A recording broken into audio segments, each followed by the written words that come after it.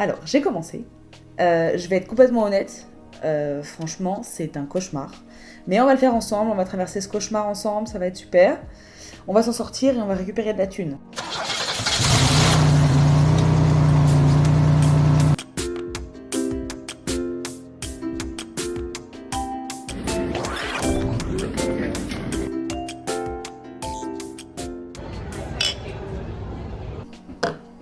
Croise le doigt. Du coup, j'ai tout marqué là.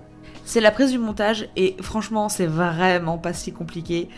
Une fois que tu as réussi à lier ton lien MyGov ID, ce truc chiant, une fois que ça c'est fait derrière, c'est de la purée saucisse. C'est enfantin. Je te jure, c'est enfantin. Écoute bien, mais ça va être vraiment facile. Tu te connectes déjà sur MyGouv, comme en fait je t'avais expliqué dans l'ancienne vidéo, sauf que on m'a posé la question en commentaire et du coup je suis très contente d'avoir trouvé la réponse. Donc tu te connectes sur MyGouv, on t'envoie un code à 4 chiffres. Tu vas sur MyGouv ID, donc c'est une autre application que tu télécharges, et là tu dois rentrer ton code. Et une fois que le code est rentré, tu reviens sur MyGov. Normalement ça c'est simple. Sauf que bien sûr ce n'est pas aussi simple, c'est que tu vas tomber sur cette page-là. Et en fait, comme tu peux le voir, c'est marqué basique. Et ça, c'est un problème. Et on va y revenir juste après. Et là, tu te dis, mais en fait, il n'y a pas moyen de rentrer ces informations en tant qu'étranger, parce que c'est que des documents australiens qu'on te demande. Non. Alors, tu vas sur Australian Visa. Je te l'ai entouré.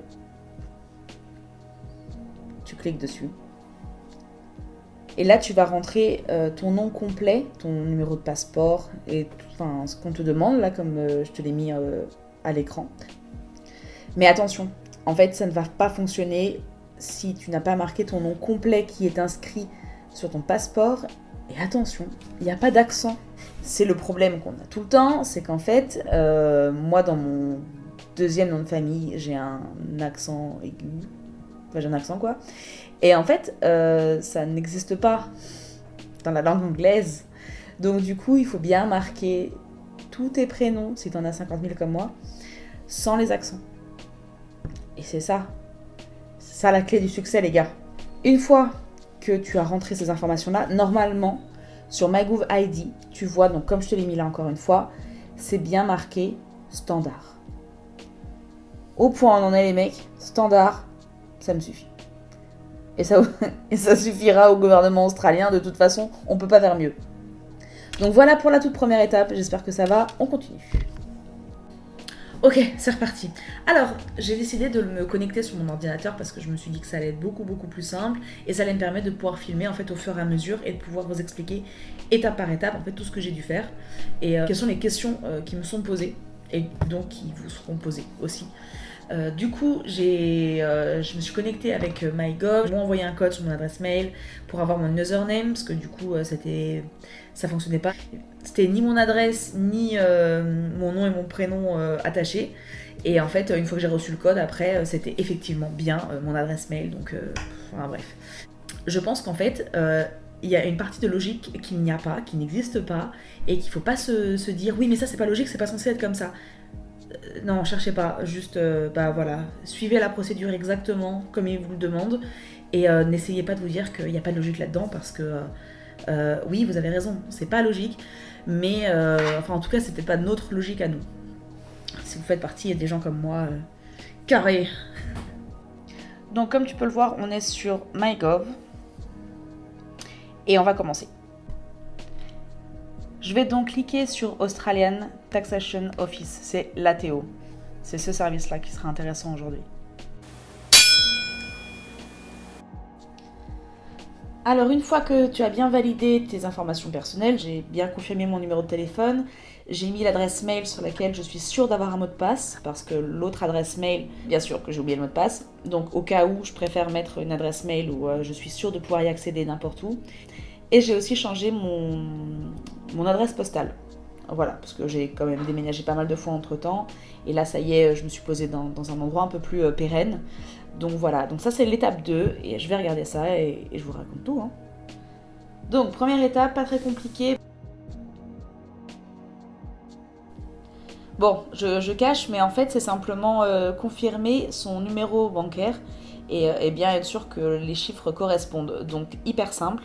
Vraiment, il n'y a même pas besoin que je vous filme cette partie, mais voilà, je veux vraiment le faire étape par étape. Donc ici, tu as simplement à checker ton compte en banque et vérifier si les numéros sont bien correspondants. Alors, ça commence à être un petit peu plus précis. L'étape numéro 3, Personalize Return. Donc comme tu peux le voir, on te demande si tu as été résident sur cette année fiscale. Alors, il y a de fortes chances que non. Est-ce que tu as été résident qu'une partie de l'année? Parce que imaginons qu'au mois de janvier, tu sois devenu permanente résident. Du coup, oui, tu auras été non résident la moitié de l'année et résident l'autre moitié.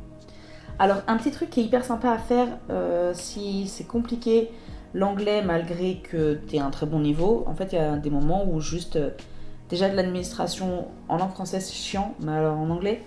Du coup, moi j'ai ce petit onglet là qui me permet de traduire en fait quand j'en ai envie, juste pour que ce soit un peu plus confortable. Et comme vous pouvez le voir, vous utilisez l'outil, ma déduction, de l'application ATO au cours de l'année. Alors si c'est le cas, tu cliques là-dessus, sinon on continue. La première et vraie grande question, as-tu reçu un salaire ou une somme d'argent venant d'une autre source? Donc c'est déjà coché les salaires, parce que moi j'ai eu que des salaires, je n'ai pas eu un cadeau du ciel. Y a peu de chances que l'Australian Government t'ait donné quoi que ce soit. Employment, un revenu qui viendrait de France ou d'ailleurs, qui serait arrivé sur ton compte. Donc du coup, forcément, il va falloir le déclarer. Oui, en fait, comme je te l'explique, quand tu arrives sur cette page à ce niveau des tax back, en fait, la case est déjà cochée parce que ton employeur, au moment de faire les tax back, donc début juillet, a déclaré à la TO, donc au service du gouvernement australien, que tu avais travaillé chez eux de telle date à telle date, qu'ils t'avaient versé un salaire de temps, en net, en brut, tout ça. Donc en fait, au même titre que dans les impôts en France, quand tu arrives sur cette page-là, c'est déjà coché. Donc ne t'inquiète pas. Il faut simplement vérifier qu'il n'ait rien oublié, bien sûr, mais c'est déjà coché et c'est normal. Du coup, question numéro 2, est-ce que vous avez reçu des intérêts ou quoi que ce soit? Alors, la case intérêt est déjà cochée, parce que dans tous les cas, si tu as un compte en banque, tu es éligible aux intérêts. Après, bien sûr, les informations de ta banque sont déjà données directement au gouvernement australien. Donc, soit tu n'as pas vraiment besoin de t'en intéresser. Cette question-là, facile, est-ce que tu avais un ABN? Est-ce que tu t'en es servi surtout? Ou est-ce que tu as reçu un revenu qui n'a pas été listé au-dessus et dont il faudrait que tu montres? Parce que tu ne t'en tireras pas comme ça. Donc as-tu fait des dons? Alors gift, on ne parle pas d'un cadeau à ton ancien propriétaire, on est bien d'accord, hein, c'est vraiment des dons que tu peux prouver. As-tu des protections de revenus ou une assurance, des choses comme ça? Moi par exemple j'ai l'assurance tourisme, donc je vais le mettre. Et les autres déductions que tu peux cliquer. Alors ici on va te demander si tu as eu des pertes financières, mais au niveau des taxes. Et en fait, si vous cliquez dessus, moi, le site me dit que mon dernier avis d'impôt, j'étais déclarée à 0. Pas que j'avais touché 0, mais que je n'avais pas besoin de payer, de donner de l'argent en fait au gouvernement. J'ai pas besoin de payer des impôts. Et du coup, cela ne me concernait pas. Donc ça va certainement être ton cas. Il y a peu de chances que ça t'intéresse, mais en tout cas, tu peux toujours cliquer là-dessus. Et ça, en fait, ça t'ouvre une autre page. Ça ne te met pas cette page-là en risque d'être perdu. Ça t'ouvre juste une autre page à côté. Donc, no stress. Tout va bien se passer. Alors, est-ce que tu as travaillé en zone overseas, petit business? Qu'est-ce qu'il y a d'autre? Ah, bah ça c'est nous ça. Working Holiday Maker. Voilà, ça c'est nous. Tout facile. Comme tu peux le voir, les autres déductions, c'est projet piscine, un régime d'investissement. Enfin voilà, c'est pas des trucs auxquels on a vraiment. T'as une piscine sous-évaluée. Voilà, rien de fou quoi. Enfin, rien de ce qui nous intéresse vraiment. Et rien qui est censé t'intéresser là-dedans, je pense. Le petit clic sur Next qui fait plaisir. Et on arrive sur le point numéro 4. prépare ton 2022-2023 tax return. C'est parti. Voilà la page suivante. Donc prépare your 2022-2023 return. Alors, je cache juste mes informations personnelles, mais de cette partie-là, t'as vu que ça bouge là? Là en dessous? Là, c'est le nom de ma boîte, et en fait, sur le côté, là, tu as les taxes, et combien tu as gagné en argent en tout, donc c'est l'income, et taxes, machin, à côté. Pas important, ce qui est important, c'est que tes jobs soient bien marqués ici. Moi, j'ai bossé 2 fois chez eux, sur des grandes périodes, hein, forcément. Du coup, voilà, c'est pour ça qu'il y a 2 lignes. Tout simple. Là où il y avait le nom de mes 2 jobs, en fait, ils m'ont dit oui, machin, il faut cliquer dessus, ça requiert une action. Donc j'ai cliqué dessus et en fait, oui, effectivement, ils te demandent ici est-ce que tu as gagné ces revenus quand tu étais en Work Holiday Visa. Donc du coup, ça va cliquer sur Yes. Alors, comme on disait tout à l'heure, hein, les intérêts, voilà, tu vois, 0. C'était déjà noté parce que tu es susceptible d'en avoir, mais c'est pas avec nos revenus qu'on en a beaucoup, quoi. Du coup, l'étape suivante, ici, tu vérifies bien que les nombres soient corrects. Et ensuite, tu check. Pas de thunes français qui sont arrivés. Je n'ai pas d'enfant. Donc ça va. Medicare, exemption, blablabla, tout ça, on s'en fout un petit peu. Alors là, on te demande si tu les as fait toi-même ou si tu as fait appel à un agent. Du coup, tu mets bien que tu les as fait toi-même, mais tu les as fait avec cette vidéo et pour ça c'est cool. Ensuite, ça y est, il n'y a plus de focus. Ça y est, ça commence. Est-ce que tu comptes faire tes tax returns dans les futures années? Of course. Donc voilà, donc tu descends un petit peu et ensuite tu appuies sur Save. Il y a juste le truc à cocher et les numéros ici là à vérifier si effectivement tu l'as eu ou pas. Mais honnêtement, ces trucs là, on l'a pas. Donc hop, on save. Une partie galère, mais galère. Alors, ils vont vous demander par rapport à votre compte en banque les intérêts que vous avez eus, donc ce qu'on disait tout à l'heure. Donc il faut bien dire que tu es résident étranger. Et voilà. En gros, voilà mes intérêts, 37 $. Hein. On n'est pas non plus sur une grande fortune, mais voilà ce que j'ai. Et là, ils vont vraiment vous être chiants. Ils vont vous demander votre pays de résidence quand ces intérêts sont arrivés. Donc moi, par exemple, je ne comprenais pas pourquoi, mais en fait, ça, c'est mon saving, compte de côté, quoi, saving. Et du coup, c'est pour ça que je ne le trouvais pas. Donc, il faut bien vérifier et il faut bien mettre France. Et ensuite, si vous avez un compte joint, il faut descendre plus bas et faire exactement la même chose. Donc, comme vous pouvez le voir, là, c'est marqué 2. Et il y a eu 3,66 $ ici. Voilà. C'est pas ouf, mais c'est pareil. Ici, on remarque le pays de résidence. Et on save. Donc voilà, si tu comprends pas trop pourquoi, sur quelle page j'étais, parce qu'en fait quand tu valides la page numéro 4, on te dit qu'il y a des erreurs et donc en fait il te suffit de faire add exit pour pouvoir checker un petit peu ce qui se passe, valider et tout ça. Donc ne t'inquiète pas, si tu n'étais pas sur les mêmes pages que moi, c'est normal. Il suffit simplement de checker là. On est toujours sur la page numéro 4. Ah merde, ça n'a pas filmé. J'ai tout expliqué, ça n'a pas filmé. Alors voilà l'une des erreurs que moi j'ai eues. Du coup j'ai cliqué là-dessus. Donc ce que je disais, c'est que j'avais beau essayer de marquer Australie, l'Australie n'y est pas. Et s'il vous plaît, ne me marquez pas Austria. L'Austria, c'est l'Autriche. C'est pas l'Australie. D'accord, il y a quand même beaucoup de gens qui font l'erreur. Donc, français, nom de Dieu. Et on continue.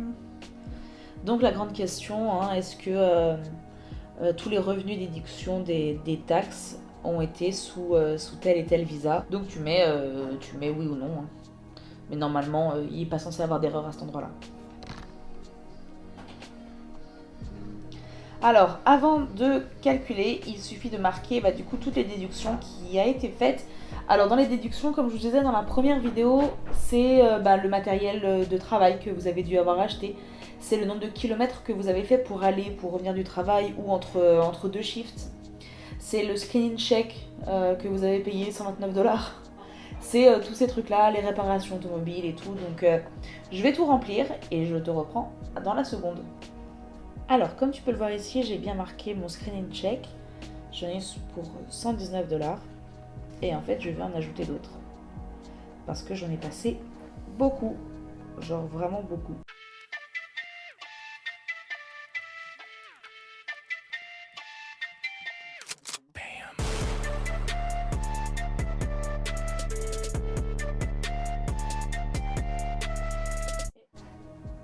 On save. Alors, on reprend les déductions. Donc du coup, tu rentres la voiture que tu as achetée, donc sur cette partie-là. Ensuite, on continue. Moi, j'ai marqué mon assurance plein impôt pour ma voiture, les réparations de la voiture, ce que la food, c'est du coup ce que j'ai dû manger en fait à l'extérieur. J'ai tout calculé et j'en avais eu pour 185 $. Ensuite, l'uniforme de travail qu'on m'a demandé mais qui n'était pas obligatoire, simplement recommandé. Donc en tout, entre mes chaussures, mes pantalons de boulot, mes t-shirts pour aller au boulot, j'en ai eu pour 120 $. Donc je l'ai marqué. Là, c'est tous les screening checks que j'ai passés. First aid, travail avec les enfants, screening check.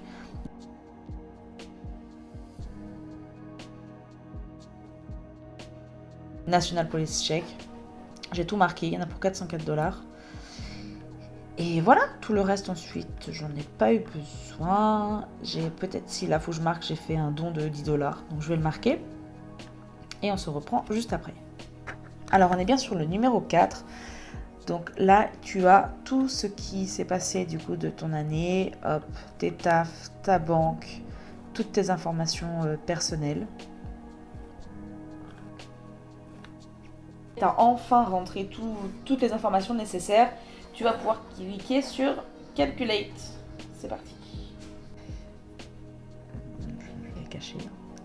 Et une fois que c'est fait, on lodge.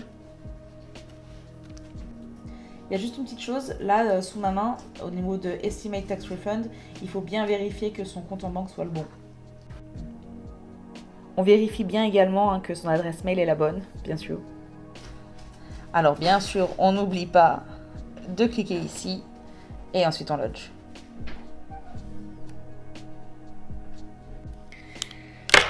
Ça y est, c'est la fin de la vidéo. Je sais que c'est pas la vidéo la plus smooth que j'ai faite jusque là, mais j'ai vraiment fait au mieux avec les taxes. C'était pas forcément très facile dès le départ, mais finalement, je sais pas ce que t'en penses, mais moi j'ai pas trouvé ça si dur que ça.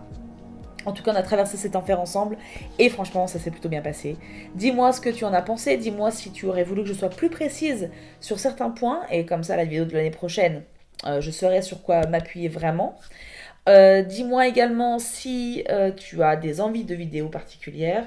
Bien sûr, je ne ferai pas n'importe quoi, mais voilà, dis-moi s'il y a des choses auxquelles tu serais vraiment intéressé, parce que c'est l'objectif aussi de cette chaîne.